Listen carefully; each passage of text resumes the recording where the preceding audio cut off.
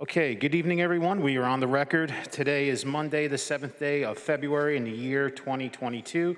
This is a City Council caucus meeting of the Jersey City Municipal Council. We had a scheduled 4 p.m. start. The clock on my cell phone is showing 4:06 p.m. May we have a roll call for the commencement of this caucus? Councilperson Ridley. Here. Councilperson Prinzary. Here. Councilperson Baggiano. Councilperson Soleil is not here. Councilperson Solomon. Here. Councilperson Gilmore. Here. Councilperson DeGise. Here. Councilperson Rivera. Here. And Council President Waterman. Here. We have 8 council members in attendance at 4:06 p.m. On behalf of Council President Waterman, in accordance with New Jersey Public Laws of 1975, Chapter 231, the Open Public Meetings Act, also known as the Sunshine Law, adequate notice of this meeting has been provided by the posting on the bulletin board of the first floor of City Hall, the annual notice, which is the schedule of meetings and caucuses of the Municipal Council for the calendar year 2022, and filed in the office of the City Clerk on Thursday, October 28th, 2021. In addition, at its time of its preparation, the agenda of this meeting was similarly disseminated on Thursday, February 3rd, 2022 at 12:40 p.m. to the Municipal Council, Mayor, Business Administrator, Corporation Council, and local newspapers, and posted on the city's website, so I can certify as to our total compliance with the Sunshine Law. Council President, would you like me to take it from the top, or are you going to go? They signed in. Okay, very good. Okay, Greg Kears.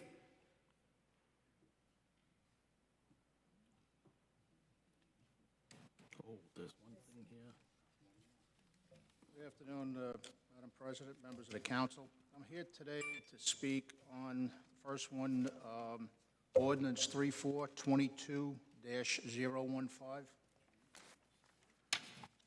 What is it, Dan? Point 4. Ordinance 3-4. All right, this is in reference to a 2-year lease extension at the property 46 State Street, which is used by the Jersey City Fire Department for the storage of apparatus, including the UASI emergency response rig, lumber, truck, and also they use it for different type of training operations. Any questions? Okay, Greg, next one. The next item I have is Reso 1013. And that would be a settlement of a claim for Atlantic Uniform Company, providing protective equipment, shields and helmets for the Jersey City Police Department. I have a question on that. I tell you what, Right. Mr. Kears, Director Kears, why don't we hold off on this and let the director, come and speak about this?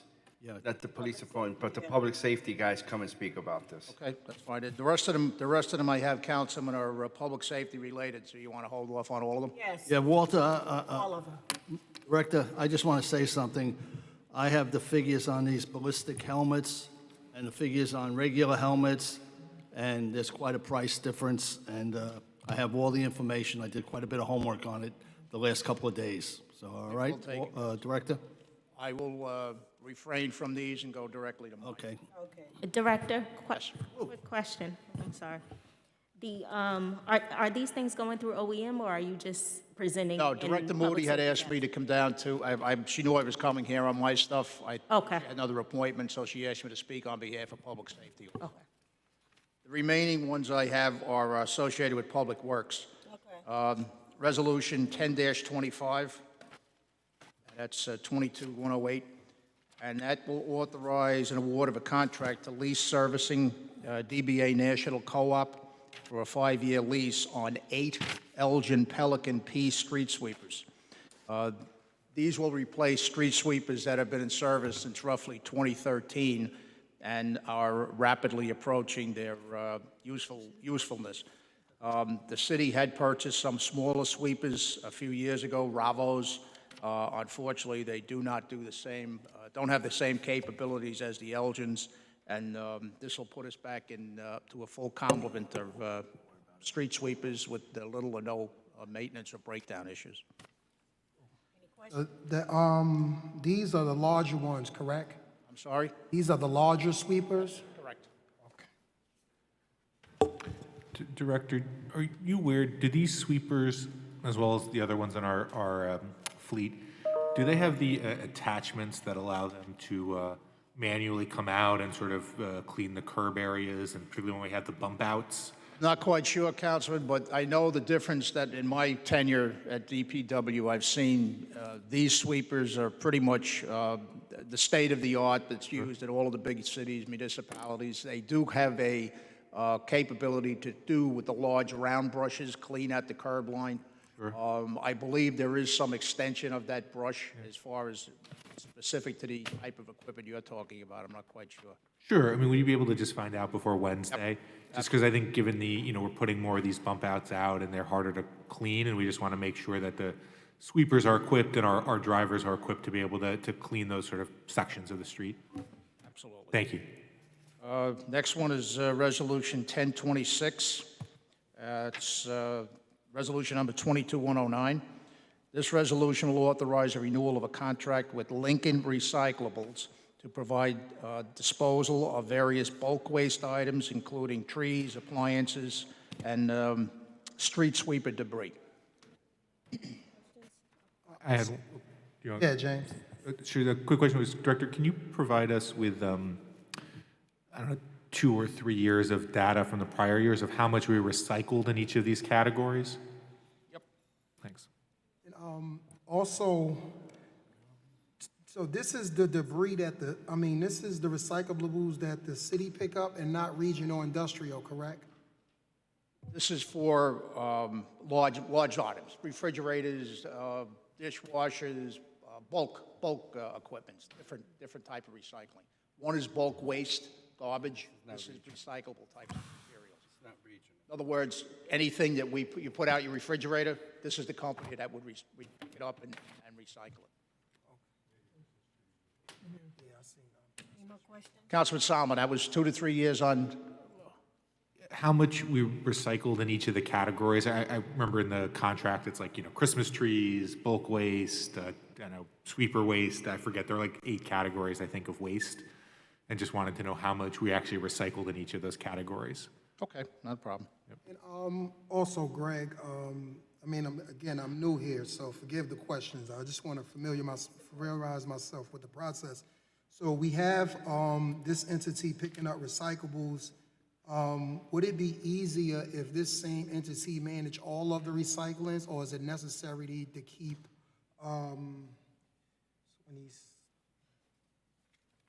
is it necessary to keep Lincoln and Regional doing separate? Yeah, correct. Regional is primarily the household garbage, things of that type of material. This is related specific to large ticket items. As I say for instance, a tree falls. The tree's got to be picked up. We bring it down to Public Works. They take it up and recycle it. The wood chippings and things like that they would make out of it. Getting back to what I said earlier regarding large items such as used television sets, washing machines, refrigerators, things like that. This company would be the company that would pick it up. Regional does not pick that stuff up. Oh, so they don't do it. So I guess my next question, in your expertise, would the city be better service if we use them as a As the garbage entity? Or garbage? It's a different type of an operation. Okay. Resolution 1028, 22-111, and that'll authorize the award of a contract to Joule Electric, and that's for the purchase of electrical supplies and equipment used by our electricians. Any questions? Okay, Greg. And the last one is 1029, and it's Resolution 20-112, and this is a contract authorization award to Sherwin-Williams Company for the purchase and delivery of paint and associated supplies. Thank you, Greg. All right, thank you very much. Have a nice night. Kyle? Okay, before we move on, I just wanted to mark Councilperson Saleh present at 4:10 p.m., so we have all 9 council members present at 4:10 p.m. Go ahead, Kyle. Good afternoon, Council. Kyle Greaves from the Budget Office. I have 4 items tonight. 3 are kind of intertwined, so The first item is ordinance number 4.8. It is a second reading of the ordinance amending Chapter 304 for the Arts and Cultural Tax Fund. We're amending, striking out Section B of that ordinance, and will be supported by an accompanying resolution, Resolution Item 10.3, resolution establishing the 2022 Arts and Cultural Trust tax rate. That rate will be a quarter of a penny per $100 of assessed valuation, and the rate will be the same for resolution item number 10.2 for resolution for the open space, recreation, and historic preservation trust tax rate. So if there's any questions. Sure. Kyle, do we have an estimate on the revenue that these tax rates will generate? Yep, so the levy for this year with that rate will be $1,023,803 for each levy, so. You say it one more time? $1,023,000 for each levy. And that's based on the current year valuation of all property, which is $40.9 billion. All right, and my other item is resolution number 10.1. That's a resolution authorizing emergency temporary appropriations. These are temporary funding beyond what was allocated on the original temporary budget. So if there's any questions on a particular item here, I could provide you with some clarity on what it's for. Any questions? Good, next one. Okay, thank you. Paul?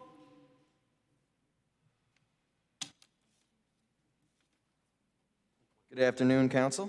Good afternoon, Paul. So I will be speaking on behalf of Jen Cato as well.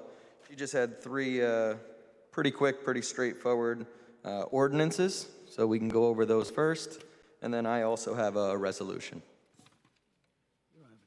So 3.2 is a first reading ordinance, and that's to designate Academy Street and Tours Avenue and also 18th and Coles as a stop control intersection.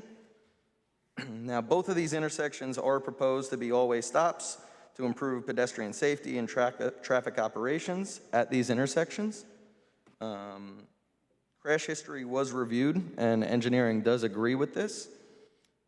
18th and Coles does have the new Coles Park, so we're expecting obviously much more traffic, both pedestrian and vehicular. So we do think that this would be a perfect spot for an all-way stop. And Academy and Tours is adjacent to the MLK school, and we do believe that it's prudent for both of these to be all-way stops.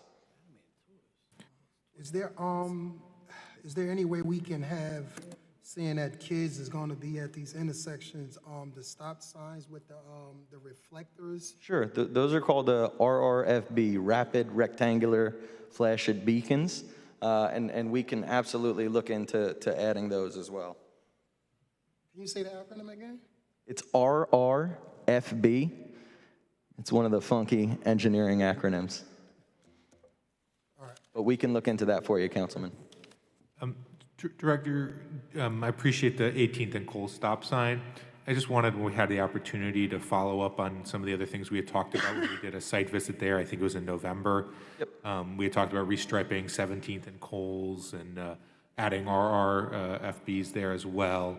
Sure. Can you give me an update on the other pedestrian safety measures for that section of Cole Street? As soon as the weather allows, that's a priority on our list.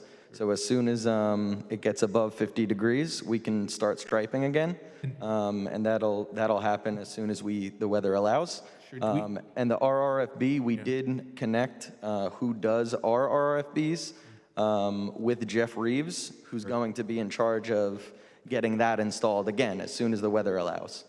Got it. So do we have now a striping plan for Cole Street that we can share with the public and review it before we get to March and the striping actually is redone? Yes, I could follow up with you and share that. Yeah, I mean, I know we talked about November. I think it's important that we give the public a chance to provide some feedback and commentary. I know we were batting around, getting a protected bike lane in there. We have the long-term Monmouth Street connection, which isn't there yet. We're talking 5 to 10 years for that. But, I do think it's important we get a protected bike lane on Cole Street. So I want to make sure that whatever striping plan we put in place either does that immediately or makes it very easy to do in the future. I just don't want it to, I basically just don't want to wake up in March and have the road repaved without us having had a real review of that. Understood. Plan. Great. Anyone else? And then Jen also had 2 additional ordinances that were second-time readings, both for 4.5 and 4.6. I don't know if anybody has any questions about that, but 4.5 is permit parking zones to extend Zone 11 on a few streets. And 4.6 is, goes over some of the handicap spaces that are being added. And both of those are second readings. Okay, next one. Okay, and then the resolution that I'm here to talk about is 1027. This is a resolution authorizing professional engineering services with Colliers Engineering to perform civil engineering services for the India Square Arches and additional Newark Avenue pedestrian plaza project. That's 10.27, right? Director? 10.27. You said 10.7. Oh, excuse me, It's all good. 10.27. Paul, how much is that going to cost now? Has it gone up since 2 years ago, 3 years ago?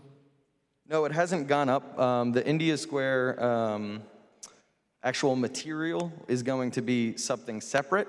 So we're looking into prices right now. But this is for the construction administration and more of the structural pieces of it, because we're going to need to get an engineer to say if it can or can't be built. Wasn't this all done 3 years ago? Maybe it's 4 years now. So at one point it was done, and I think it was even longer ago than that, but it was a very big, bold design, and I think it was over $1 million that never got built. It was decided that it was too expensive.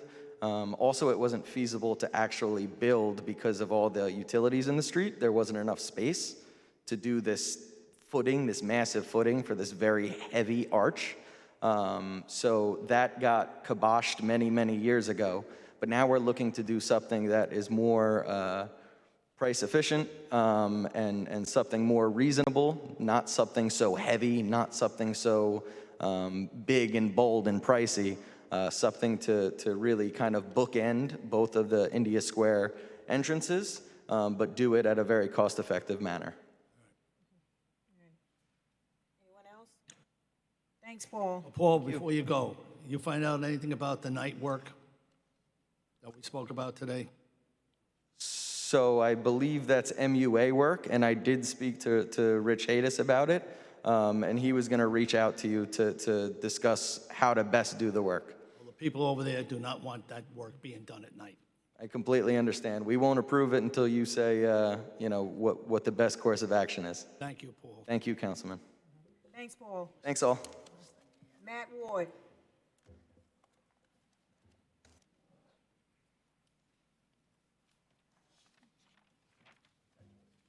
Good evening. I'm here on item resolution 10.12, 22-095. This is a resolution that City Planning was working in concert with Councilwoman Ridley on. This resolution would authorize the Jersey City Planning Board to conduct a preliminary investigation of conditions of the Ocean Avenue Speak up, Ward Matt. A We can't hear study you. area. Yeah, we can't hear you going down. I'm sorry. There's a map that's tied to it. It's called the Ocean Avenue Ward A study area. It consists of several blocks along Ocean Avenue, all in Ward A. And this would be an authorization to study that as an area in need of redevelopment or an area in need of rehabilitation. Any questions? Ocean Avenue. Just to add a little bit more to that, we had two community meetings. On Ocean Avenue, we have two redevelopment plans in Ward A, the Ocean Avenue South Plan and the Ocean Bayview Plan that both come into Ward A. But there's a section of Ocean Avenue that has no plan at all, so we're trying to include those blocks into the Ocean Avenue South Plan and pull Ward A out of the Ocean Bayview Plan for consistency. Thanks a lot. Thanks. Parker?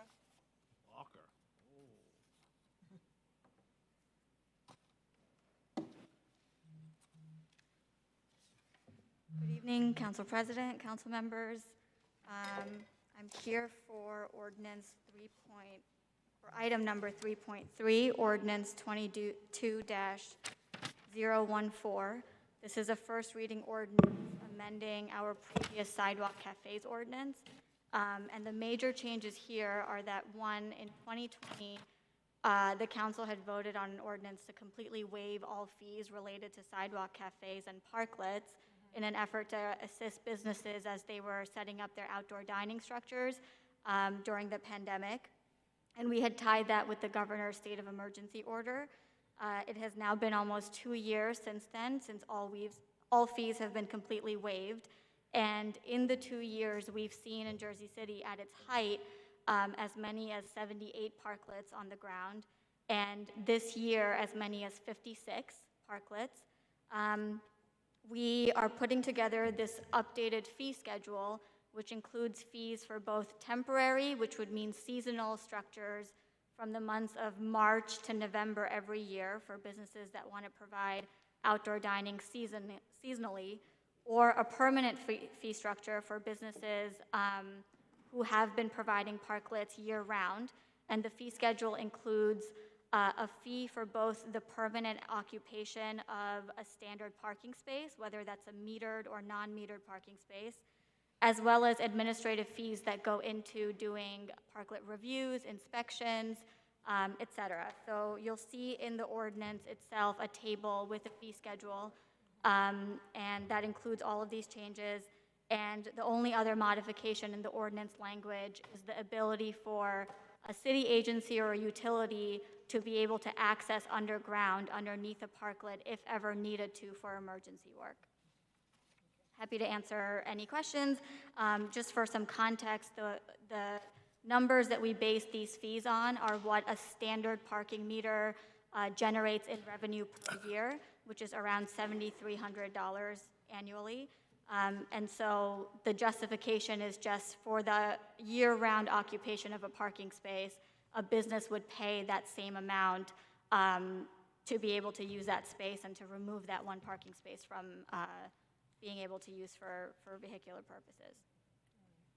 Any questions? Yeah, Director, I had a little trouble just understanding the fees. Sure. Could you just, like, I have the table in front of me, could you just sort of walk through, like, again, I was just having trouble understanding it. Yeah, no problem. Just give me 1 second to pull it up.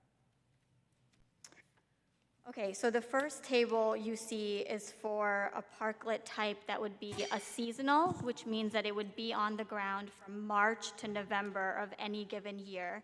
And so any outdoor dining structure currently is required to go through 4 major steps.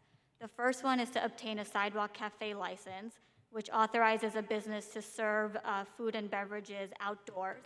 And whether a business has just outdoor dining, which is tables and chairs on a sidewalk, or whether they have a fully built-out parklet in the street, they would always need a sidewalk cafe license.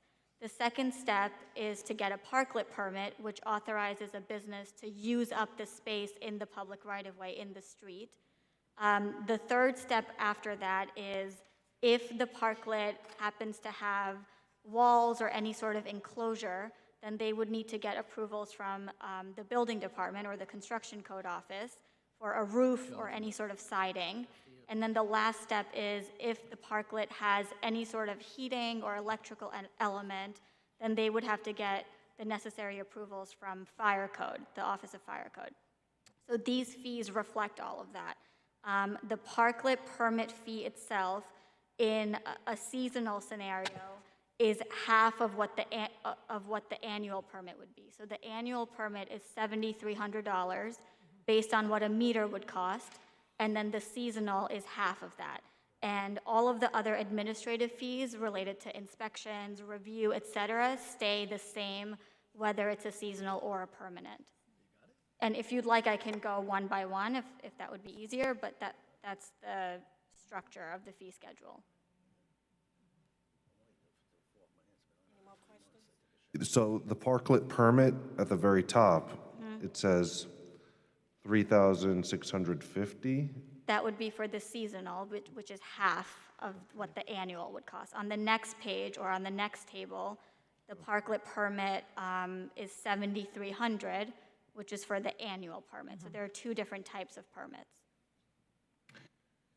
When it says a one-time fee, I assume that means the first time they apply, they pay for it, and if they go for a renewal, they don't have to pay for it again. Is that right? It would be an annual fee, so every year this would be what the business would be paying because that's what a meter would generate every year. Well, sorry, so the traffic administration fee says annual, and then the zoning fee says one time. I'm just trying to clarify to make sure Okay. the difference is.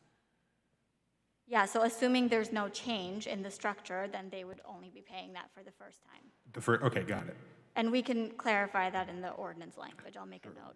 So how does that affect the existing structures? The, I guess that annual, or not the annual fee, the administrative fee? Currently, we don't charge any administrative fees at all. So this would just be a fee that we're charging because we're reviewing these applications. And currently, each parking space makes $7,300. Currently, a standard metered parking space generates this revenue on average. Now, when you say standard, because if you're parking in a shopping district which sees a lot of business versus when you park in or around Reed Street, which is not that much business, So when you say standard, typically where are those parking meters located? So currently, majority of the parking meters in the city are located on the commercial corridors, whether, it's Grove Street or Municipal or West Side Avenue. So we're using that as the model. Of course, there are parklets located throughout the city that are not on a commercial corridor, but if we were to use that method, then, the only equivalent we have to that would be like a residential zone parking permit, and the fee for that is $15 a year, which we don't think is an accurate assessment of what the value of that space actually is, which is why we went with the metered space. Can we get a copy of the reports that you're speaking to now with respect to the revenue generated? Sure. Thank Yes. Director, one or two more questions. One, just the fee for the construction code inspection is $15 per thousand of construction costs. Then wondering how we verify the construction cost. Yeah, we really deferred to our construction code official on this specific fee, who would have more knowledge. This is how they're basing their fee schedule for standard construction of buildings, and they don't really have something specifically for parklets because it's a new program for them as well. Sure. So I'm not sure exactly how they're calculating that, but we can have them present or write something in an email to justify that. Sure, that'd be great. Just to understand how they came up with that number and how they verify it. Typically, when a parklet is more substantial, the businesses are getting signed and sealed plans by architects, bringing them to the zoning office and building department, and then discussing the details of the structure with them. And at that point is when they have a sense of what the costs are going to be, because the architects are, giving them estimates. And I believe that's how the construction code office is calculating this, because during those meetings they have, they're getting a good sense of what the structure is actually going to cost. Got it, yep. And then have we shared this proposal yet with the restaurants? And if so, do we have any feedback? Sure. So as you know, we're currently going through our process of reviewing every single parklet in the city and making sure they're in compliance based on traffic construction standards. And as we're doing that, we're informing each of them that council will be considering a fee schedule, and this is the range of costs that we're considering. So the businesses have a sense that this is imminent and this is sort of the range of costs. The feedback has varied. I should say that of the 56 parklets we have in the city, more than half of them are located in downtown, and the downtown businesses have indicated that while they're not ecstatic about there now being fees, that this is a number that they would be comfortable with. Although, of course, there are businesses outside of downtown who have said that the annual fee seems high, but that they would be comfortable with the seasonal one, which is why we wanted to provide that option. Great. And then can you just send us a list of those 56 locations that currently have parklets? Yes, no problem. Awesome. And then just to add, I know I asked a ton of questions. I mean, there might be some quibbles and some changes, but I mean, on the whole, I think the concept makes sense, right? This is a good thing for the city. I think the outdoor dining's been a big win, but we are giving a public space to a private entity, so there should be some degree of cost, and there's cost to our construction, to our inspection. So creating a fee structure makes a lot of sense, and we can work through the details, but I think this is definitely the right direction. Thank you. I appreciate that, and we fully expect to change some of the details in here. This was, I just want everyone to know that this is the first time that we've offered a program like this in the city, so a lot of our departments have been really quick to adapt and try to make it as easy for businesses as possible to be able to have outdoor dining, although our departments are not properly staffed to handle the intake of these applications and the review of them and setting the standards of them. So they've done a good job with what they have so far. We're also trying to adapt our standards to the state standards and not to preempt them. So yeah, we definitely welcome any edits and any changes. I'll send over that information. And if there's anything else before the next meeting that would be helpful, please let me know.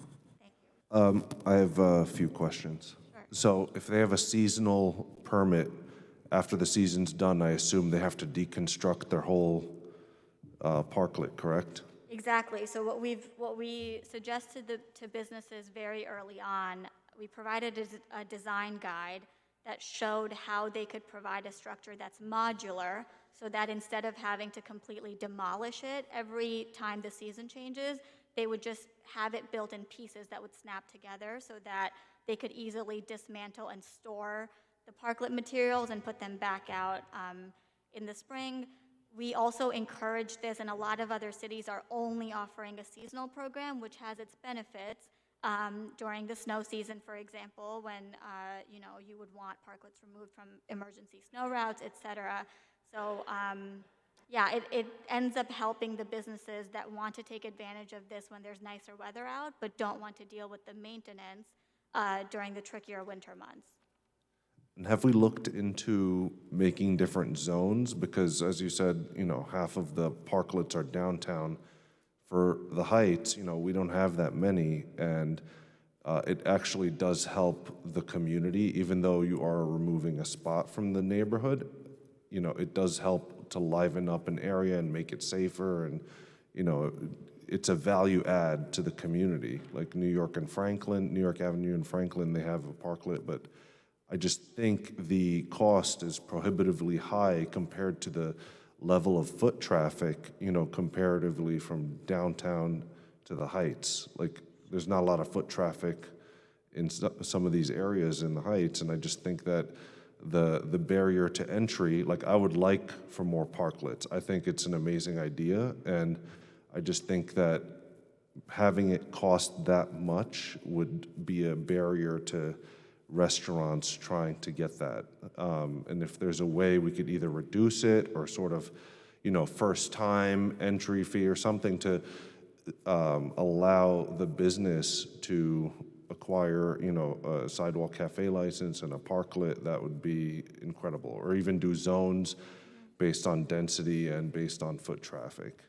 Yeah, all points well taken, and we're definitely open to that. That's, we consider that model when we first started drafting this ordinance and trying to somehow model it after the food truck parking structure that we have, where there are zones and other things. So we can, we're very happy to look at that with you.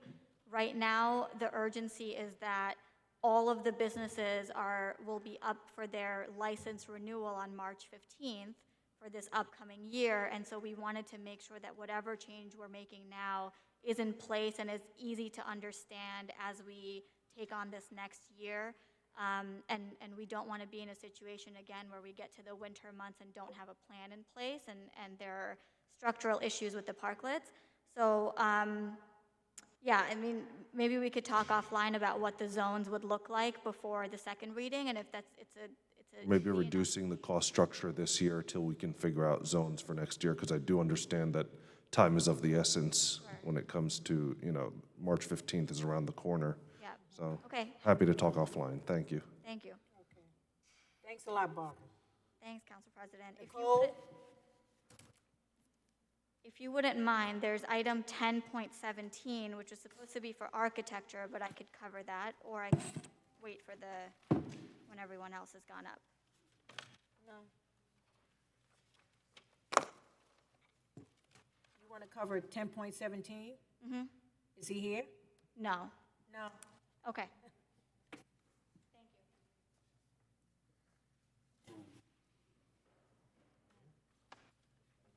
Good afternoon, Council. Nicole Dupree from the Office of Employee Benefits. I'm here to present agenda item number 10.7, Resolution 22-090. And this is to award the contract to Horizon Blue Cross and Blue Shield to be our stopgap provider. This is the insurance policy that would cover any claims that exceed over $300,000 incurred by any of our members and their dependents. Any questions, Council? Thank you, Nicole. Thank you. Matt Hogan? Matt?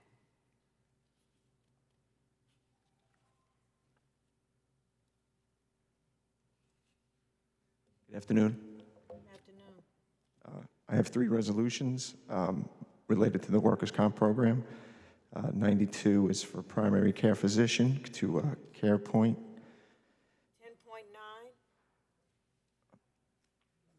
10.9? It's 92, resolution 92. Yeah, it's item 10.9, resolution 22-092. Thank you. Go ahead. Speak about it. Go ahead. You can talk. Care Point is the primary care physician. They oversee treatment for any city employee who's injured on the job. They do initial evaluation, any follow-up treatment, referrals to specialists, and he oversees restriction and return to work status. Matt, are you able to just give us some very high-level information about the workers' comp program? So how many claims we've had in the last couple of years, how many of the claims the medical professionals justify or contest, just to give us some sense of, how many of our employees are filing workers' comp and how frequently the city is contesting those claims. Rather than give you an estimate, I could give you a number tomorrow. Yeah, that's perfect. Yeah. That's fine. Just email it, Matt.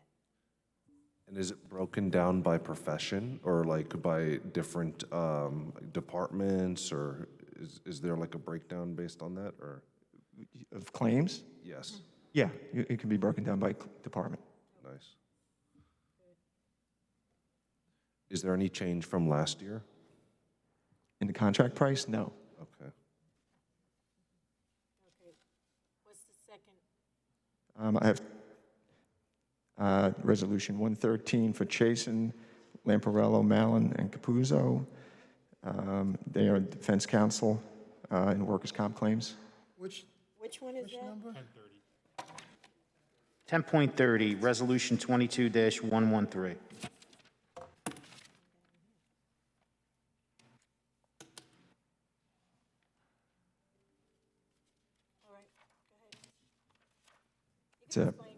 It's a professional services contract. They're one of the 4 defense counsel firms that represent the city in workers' comp claims. It's the same 4 vendors as previous year. It's a capitated program right now at $50,000. Any question? Okay. Next. You finished, or you got more? And the next one is 10.31, Resolution 22-114. Again, this is for Bianca Mano and DeStefano to represent the city in workers' comp matters that are filed outside of Hudson County. Any questions? You're gonna give us all the stats, right? What we required on each, right? Correct? You're gonna email us all the information we requested, correct? Certainly. All right. Any questions? Thank you. Thank you. Diaz?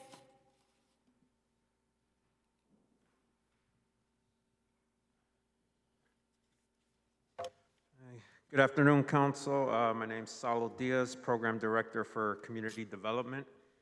I'm here to talk about Resolution 22-093, Agenda Item 10.10. We're requesting an execution for a mortgage subordination for the family of 115 Clinton Avenue. They were recipients of our first-time homeowners program. With the subordination, it'll move the city to the second lien position and allow the family to apply for a refinance for a lower mortgage rate. Any questions? You said this to remove the city as the second, I'm sorry, no, so we're in the first lien position. It'll move the city to the second lien position and allow them to apply for a refinance. Now with the refinancing rule, can you explain the rule? Because I'm unclear on exactly how it works. So you can refinance, but you can't. It can't be for higher than the amount you bought the house for. Yeah. Or you can refinance to get the PMI taken off or negotiate a better Mortgage rate. mortgage rate. Yes. Okay. But let me ask you something, Diaz. Because this is a special program, isn't there a limit to what they can finance, or they can't go like the market? So they can't go to the market rate. So they purchased the home for $150,000. Right. They can't go over that amount. Correct. So it's still restricted, you know. Well, I mean, No, it seemed like we would think we're giving people a helping hand, but you're really not, because it restricts them because of the mortgage that they have, this type of mortgage.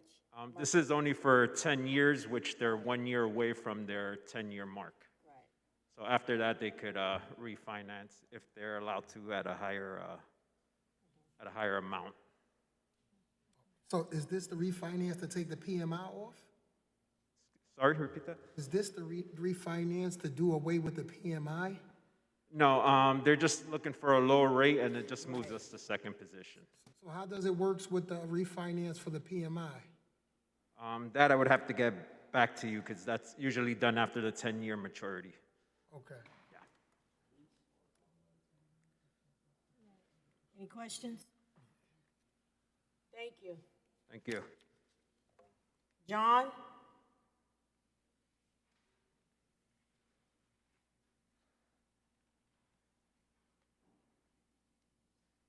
Good afternoon, Council. John McKinney, Jersey City Law Department. I'm here on item number 1021. It's a resolution authorizing a license and access agreement with Moisha's Moving Systems. The property in question is a city-owned lot at the corner of Monmouth and 11th.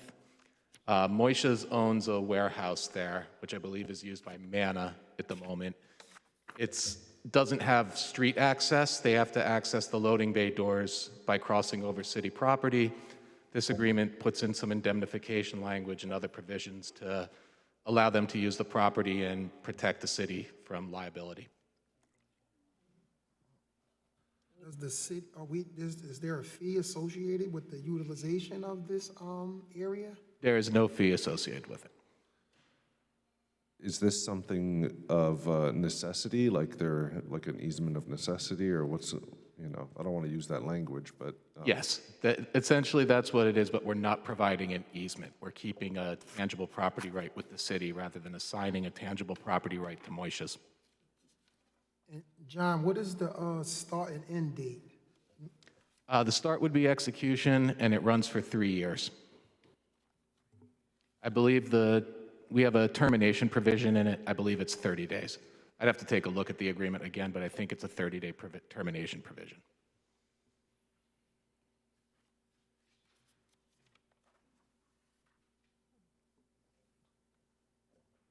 We wouldn't be able to generate revenue from this, right? Or it would be not encouraged, I guess? I don't know. Under the circumstances, I would not encourage it. If we want to talk about it more offline, we can do that. Yeah. Okay, just checking. Any more questions? Thank you, John. Thank you very much. Take it from the top. That's all I have. All righty.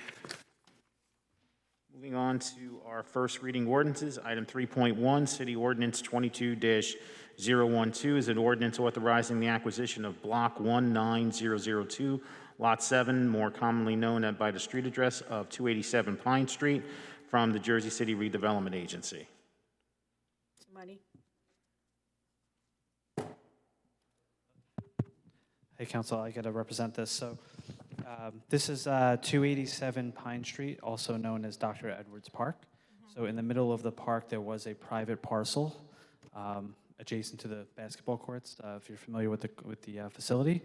And we just wanted to make sure that that was pulled out of the redevelopment plan and brought back to the city to keep it as an open space initiative, to make sure there's no development in the middle of a playground or a park facility. And that's at $1 back to the city from the JCRA. Okay, John, thank you. Okay. Item 3.2 and 3.3 were touched on earlier. Item 3.4, City Ordinance 22-015 is an ordinance authorizing the City of Jersey City as a tenant to extend for a 2-year lease with 18 Ash Realty as landlord for space located at 46. We did that. We did that, Sean. Did we? Yeah. I apologize. I didn't have it marked. Should have stopped me before I started reading. Anyway, item 3.5, City Ordinance 22-016 is an ordinance authorizing the acquisition by purchase or condemnation of Block 16801, Lot 2, 3-5 Storms Avenue for the construction of a new park to be known as Fairmont Square Park. Someone? Go ahead. Council members, this is you may remember that last year we broke ground on Fairmount Triangle, where we reclaimed the street that cut through 2 triangular islands and made it one uniform park. This is the acquisition of the lot that's directly adjacent to that park so that we could expand it even further.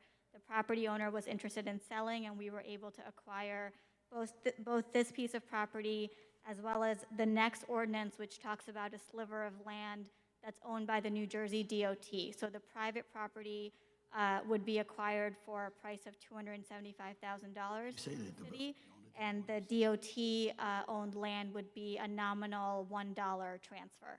And this will allow us to almost double the size of Fairmount Park. So you said the seller didn't want to sell the property?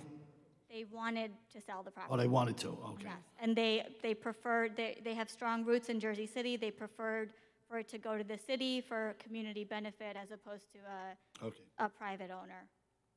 And this the lot that had the parked cars in it, correct? Exactly. That's close to- Yes. Okay. Yes, that lot. I wish we'd get the maps. Thank you. Thank you.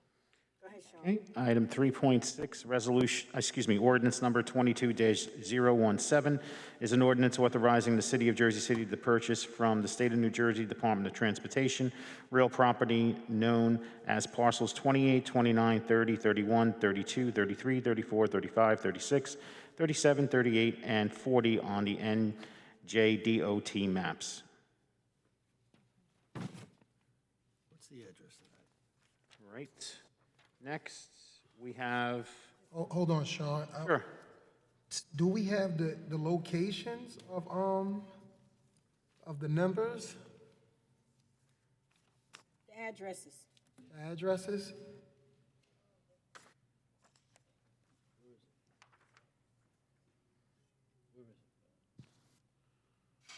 We'll send over a map with the locations, Council. Sorry about that.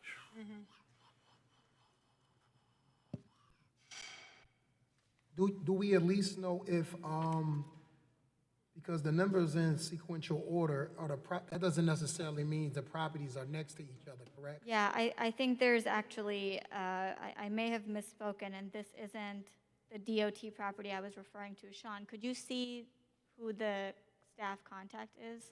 I don't have access to it with me right now, but We'll have to get you that. We'll do that tomorrow. Sorry about that. Eric, are you familiar with this? Because you're standing behind us, so I'm just asking. Go ahead.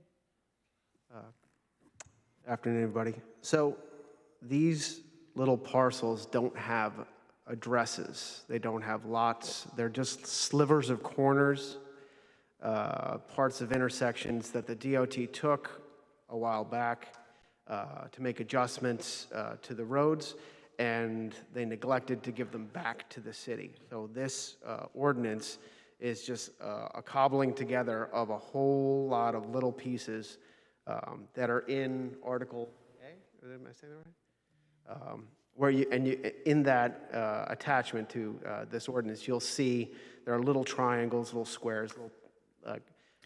If you could get us as close as possible to addresses, because I see they're in the exhibit, but it's still really hard to read. So just some approximation would be great. Councilwoman, we'll get the council a highlighted map reflecting the area, and then we'll also have a Google image to show the street addresses. It's not the state highway, is it? There's slivers everywhere. That's what they say. Yeah, they're just little parcels. Yeah, but you could still get close to an address, though. What I could do would be get an adjacent address. Whatever. It's closest to. That would be great. Just the DA said he's going to give it, he's going to get it. That's really hard to read. There's a lot of like different dividing lines and the like. So just something for a little bit more clarity would be a lot easier. I'll take care of it. Just get it done.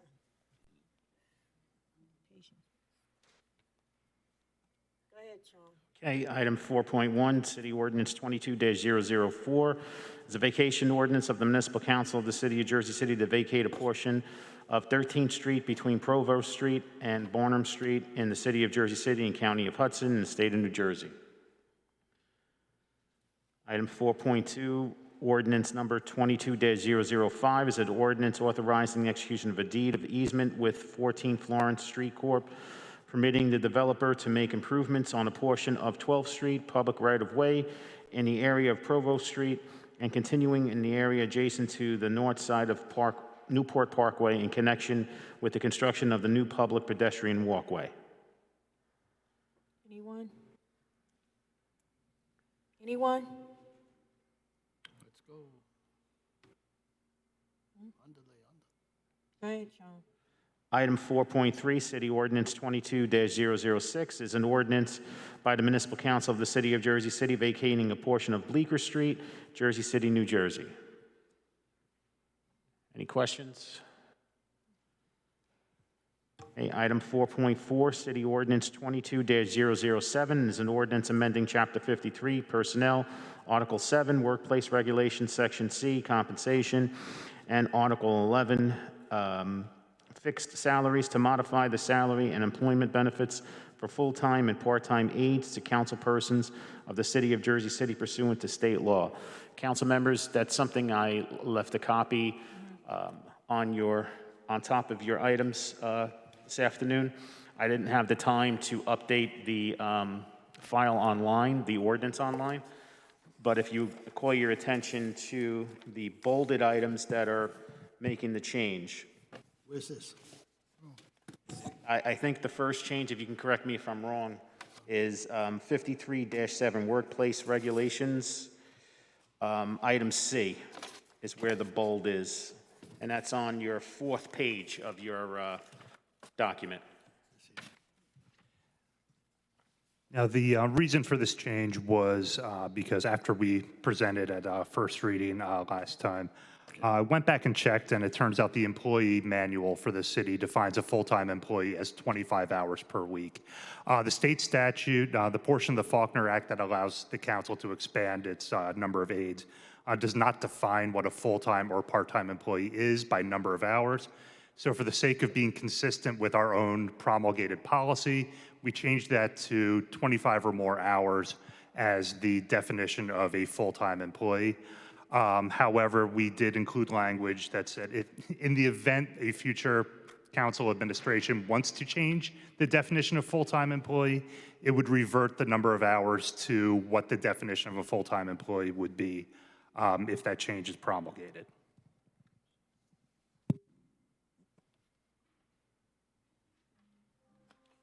And the next change on page 7, where it goes from the salary range for full-time council aide up to 4, it goes from 50 to 85. That's stricken out. It goes from 40 to 75,000. And that should speak for itself, I would think. And the last change is item E on your last page.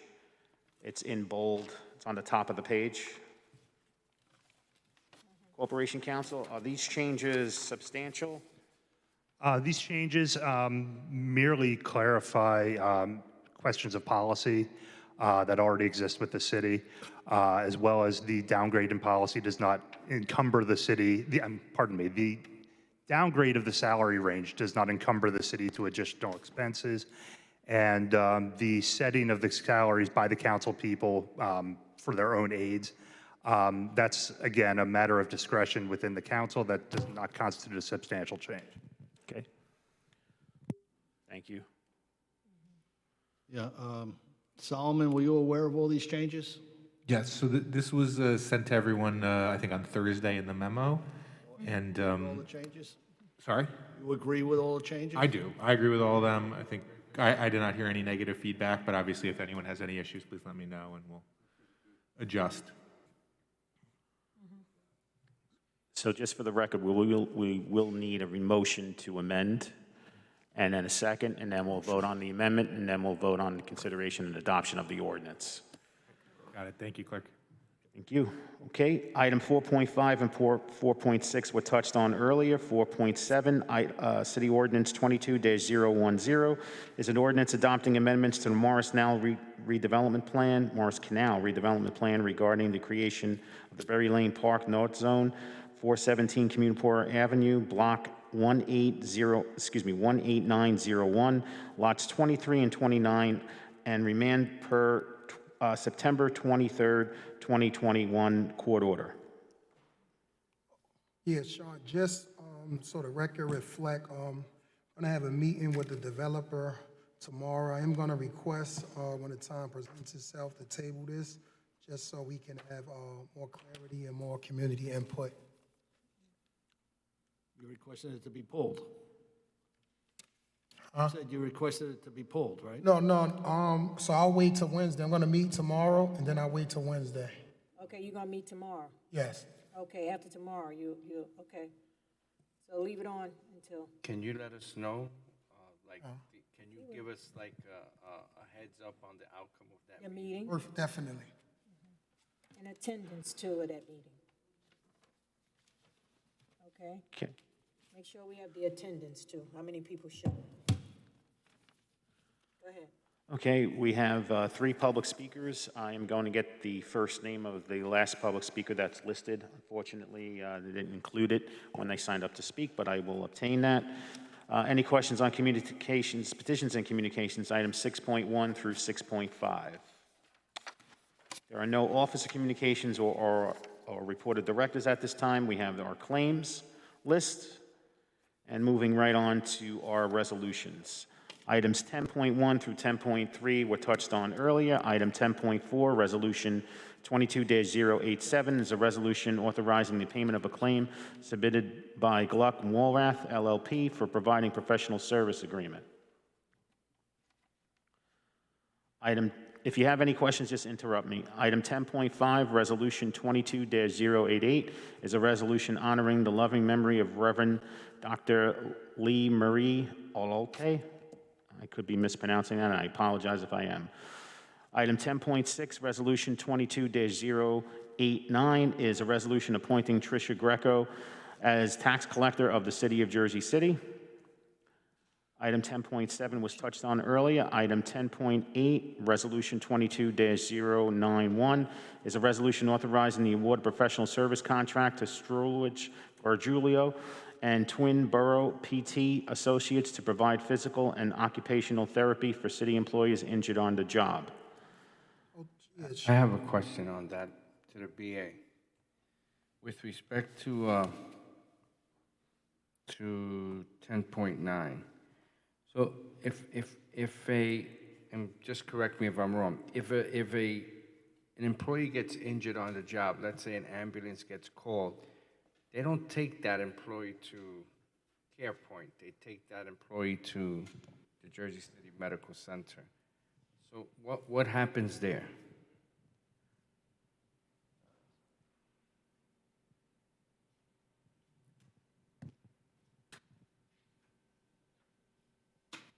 Councilman, I think that I'll get further information on this tomorrow, but I believe this is for any workers' comp claims that come in. This would be the initial intake. They'll take a look at the medical records, any x-rays that need to be provided.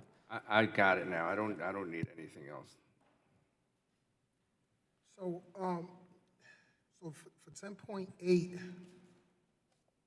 when we initially do the workers' comp and they decide, so the workers' comp process is to decide if the individual needs treatment, and then subsequently the services will be provided by, I guess, this entity, 10.8.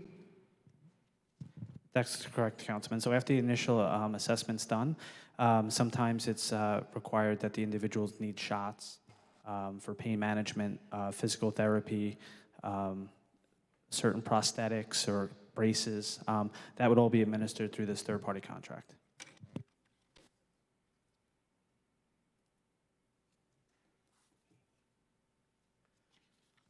Any other questions? Okay, item 10.9 and 10.10 were touched on earlier. Item 10.11, Resolution 22-094, is a resolution authorizing the payment of a claim submitted by Hudson County Schools of Technology for providing lead abatement-based training. What number is that again, Sean? Say again? What number is that? I'm sorry, item 10.11, Resolution 22-094. Just to the administration, do you know why this is a claim versus, coming to us before the training was completed? Sure, Councilman. So typically, this information, and Director Flanagan did provide a memo to the council, and I could follow up on any questions, but historically, this is a program through JSEP, our reentry program, and we would send 5 to 6 candidates to get their lead certification for lead in homes. Partially through COVID, JSEP was not meeting, so they weren't able to pass this through their board. So it's an accounting mechanism in which we'll pay for it, and then we'll keep the $6,000 from the grant that's being provided for their operating ability. So what does the 60,000 represent? Is that a misprint? Yes, Councilman, I have the invoice here. It's 6,000. I'll be able to provide a copy. It's in the email as well. But it's $6,000, and that's to have 4 instructors become lead abatement specialists. Also, I forget, my computer went. It's one page that it have something crossed out and then something handwritten, but no signature of the individual. So we can just get clarity on that. Yeah, absolutely, Councilman. I do have in that packet is also a copy of the original invoice from the School of Technology, which states it's for $6,000. But I'll confirm whatever that write-up is, and I'll have a signature. Because it says, How many students? 4? 6,000 covers 4 students. That's right, Councilman. It's $1,500 each. it says 60 on the, I don't know, the supplemental. That's what he's saying, that it's supposed to be. Yeah, I have. I could circulate the original memo here, the original invoice here, and I'll make sure it's scanned and copied through the email. But it's for $6,000. It's $1,500 per student. 4 students.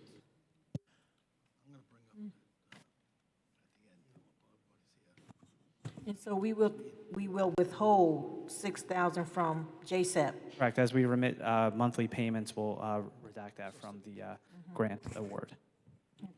Is this an annual thing that happens? Yeah, it is an annual, well, this is a first instance, but annually it would be paid through JSEP. It's an annual operating agreement that's being administered through the city as a one-time issue. Is this where you work?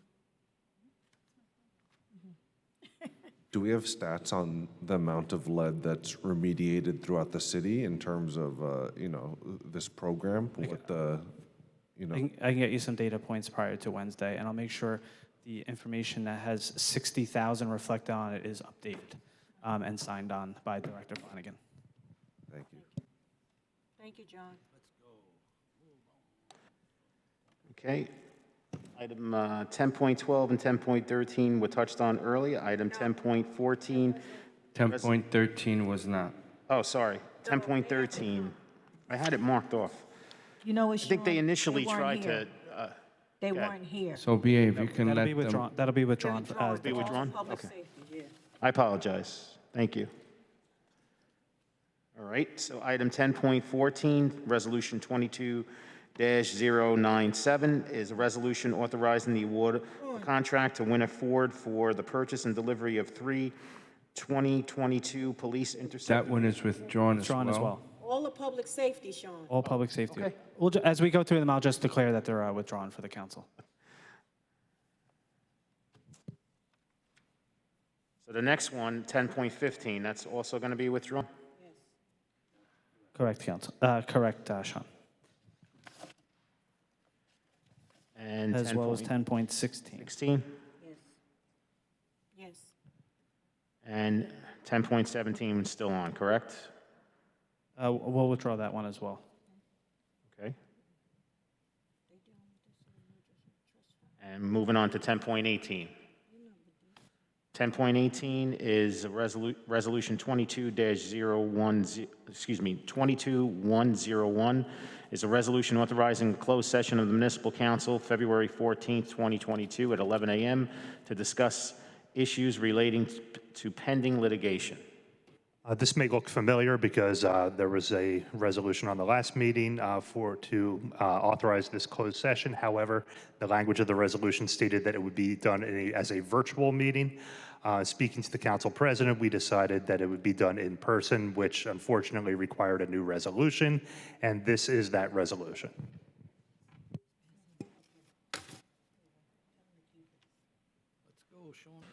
Okay, next, item 10.19, Resolution 22-102 is a resolution authorizing a lien against the properties listed herein for the cost for removing from the property's brush, weeds, dead and dying trees, stumps, roots, noxious growth, filth, garbage, litter, and debris in accordance with NJSA :40:48-2.14 and Jersey City Code Section 287-4. Council, I'll just give you a brief information on this so everybody is aware. So sometimes we do have vacant properties or properties that are in need of upgrades, wild bushes, broken windows, glass on the ground. So when we identify those through our Quality of Life Task Force, we do send out crews to go clean them up. And what we do is we service, when we service those units, we take great detail on all the materials used, manpower, people power utilized, and we put that all together, and we do impose a lien against the property, identifying that exact amount. So, and if it's a reoccurrence, we'll do it 2 times, 3 times. We look at them quarterly to make sure they're still in good shape. If not, we'll go back and clean them and essentially impose a lien on them. Excuse me? Is this, so these are the addresses, specifically with regards to address number 4250 MLK. This area is very problematic. What's even more problematic is this same developer and or entity is, I believe, currently in contract with the JCRA to develop the adjacent properties on this, not the adjacent properties, but properties on this same side. So I'm trying to figure how do we go into contract? How do we reward these entities that don't clean the properties that they already have? This is Sky Realty. Is it? Goodness. In any event, I definitively know that the owner of this property at 250, which is Wilkinson and MLK, is the owner of the two properties on Bayview and MLK and across the street next to the church. So, Councilman, I can't speak to any specific. I will talk to you offline if that's a continuous hazardous condition. But what I can tell you is that any fees that are imposed are due to the tax office with the quarterly tax bills, and then interest accrues if they do not pay it. So it's kind of like a first lien on tax. No, I understand the process, and I'm thankful for that. I'm just saying that if they're not willing to take care of their current properties, why as a city will we go into a contract to allow them to develop other properties? Point taken, Councilman, and I'll speak to you offline with that one. We could discuss with the redevelopment agency together. How are the amounts calculated? Is it the amount of work that has to go into it? Sure, it's the crew that's involved, so it's the hourly wage, it's the vehicles and equipment that's utilized, gas usage, materials, baggage, doors, nails, screws. I mean, literally anything that's used. They do a separate work order for these, and they have to check the box for everything they utilize. Is there an escalating fine for repeat offenders? For this one, it's for the cleanup itself. If these properties are declared vacant properties, they do have to apply for a vacant property registration, and those escalate annually as an incentive to develop or at least maintain properties. Do you include both residential and commercial on this? Because they just look residential, but I wasn't positive. We do. I defer to the Quality of Life Task Force. They're the ones that it's either yielded by resident complaint, neighboring complaints usually, or inspectors doing annual inspections on various opportunities. They'll see it and they'll say it's a blight site, and we'll go from there.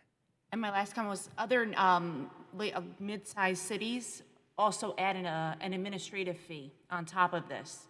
I don't know if that's anything that we would consider, so it's not just the hourly rate of the work order, but also administrative fee for all the processing that the city has to do. Yeah, I'll work with the law department to make sure that's applicable, and we could update the ordinance to reflect that. I believe it'll be next council meeting. We're going to be presenting an update to the revenue portion of the ordinance, so we can definitely include that as well. Thank It's usually about I think a 5 or 10% administration fee. So. Thank you.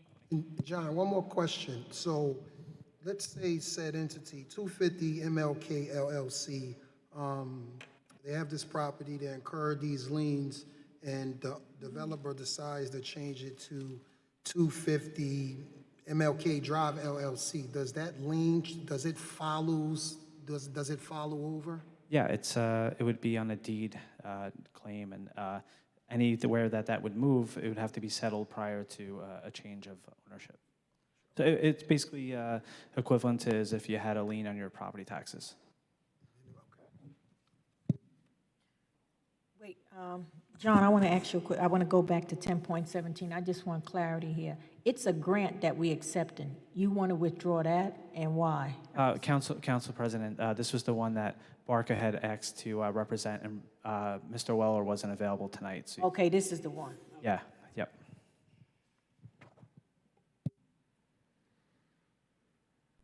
Would it be jeopardized? Okay. Item 10.20, Resolution 22-103 is a resolution authorizing, authorizing is there twice, so I'll make sure that gets corrected.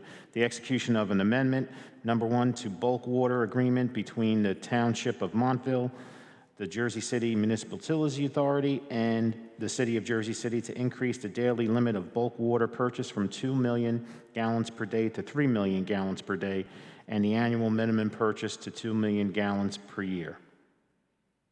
So, Council President, 10.20, 10.22, 10.23, and 10.24, all items that were presented by the MUA, and there's no MUA representative tonight, so I'll ask to table those.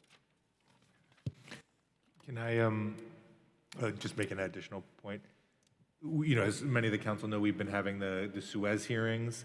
And we had the hearing, which in my ideal world was going to be the last hearing. And on the record, I'll be polite and say that we have not gotten all the things that we want from the MUA and Suez to make sure that we don't have the same problems we had during Ida, and then before that during the E. coli incident, and before that during the April 2020 boil water advisory. So we just want to give you guys an update on that. And obviously when the MUA comes before us, I would love as a council for us to make sure that we're getting everything we ask from them before we're moving their items through. Okay, so we withdraw. I'll work with Councilman Solomon on rectifying those requests.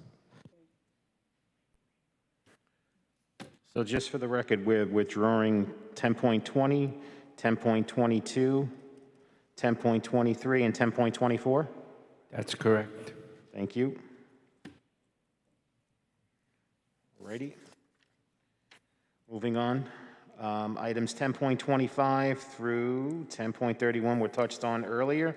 I'm moving right to 10.32. Resolution 22-115 is a resolution renewing the award of professional service agreement with Bethgate, Wenger, and Wolf PC to represent the City of Jersey City in the matter of Donna Garvin versus the City of Jersey City. The answer to any questions about this, as well as 1033, is the same. So I don't know if you want to read 1033 as the record, and then I can reply. Item 10.33, Resolution 22-116 is a resolution renewing the award of professional service agreement with Durkin & Durkin, LLC, to represent James Greco in the matter of David Goldridge versus the City of Jersey City.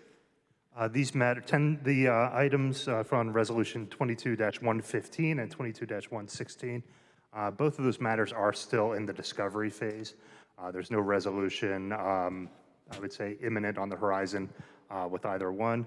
As we discussed earlier, we do have the closed session scheduled for next Monday. I can provide pertinent facts on both those cases at that time. And last but not least, item 10.34, Resolution 22-117 is a resolution authorizing the award of professional service contract to Blau & Blau, attorneys at law, to act as outside counsel to file an affirmative tax appeals on behalf of the City of Jersey City for a term of 1 year in the year 2022, and ratifying the professional service contract, identical services performed in the year 2021.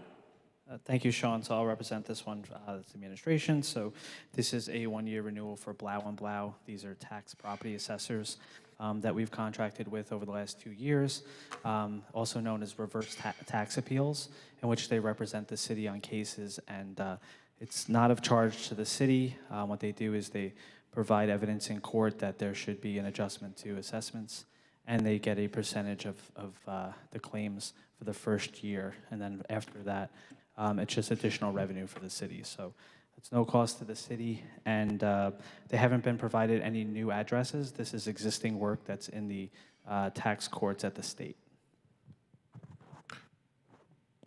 Yeah, can you give us an update as to their success to date?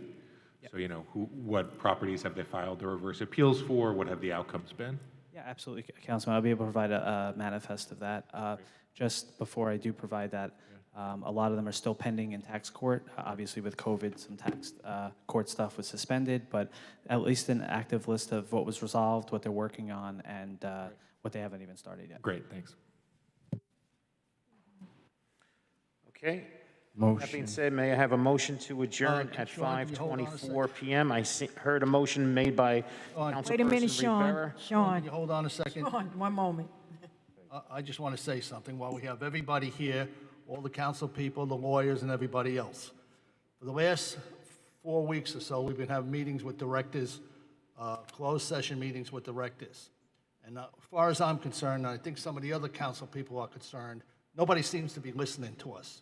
We had another incident up in Persian Field last night. We spoke about the 911 radio. We spoke about other issues. And it seems like nothing is getting corrected. And I think it's time that if we're having these meetings, we voice our opinions, they have to start listening to the council up here, because we're answering to the people. And in the last 2 days, there's been a lot of things going on. And I'm tired of it. With that said, Sean, Okay, so may I have a motion to adjourn at 5:25 PM? Second. So I'm going to say the motion was made by Councilperson Rivera, seconded by Councilperson Ridley. On the motion to adjourn at 5:25 PM, Councilperson Ridley. Councilperson Prinzary. Aye. Councilperson Bajano. Councilperson Saleh. Aye. Councilperson Solomon. Aye. Councilperson Gilmore. Aye. Councilperson DeGise. Councilperson Rivera. Aye. And Council President Waterman. aye. Motion carries 9-0 to adjourn at 5:25 PM. Thank you so much, Council President, members of the council, directors, division directors, all that were in attendance, and all makes this possible. Teamwork makes the dream work. Have a great night. Stay safe.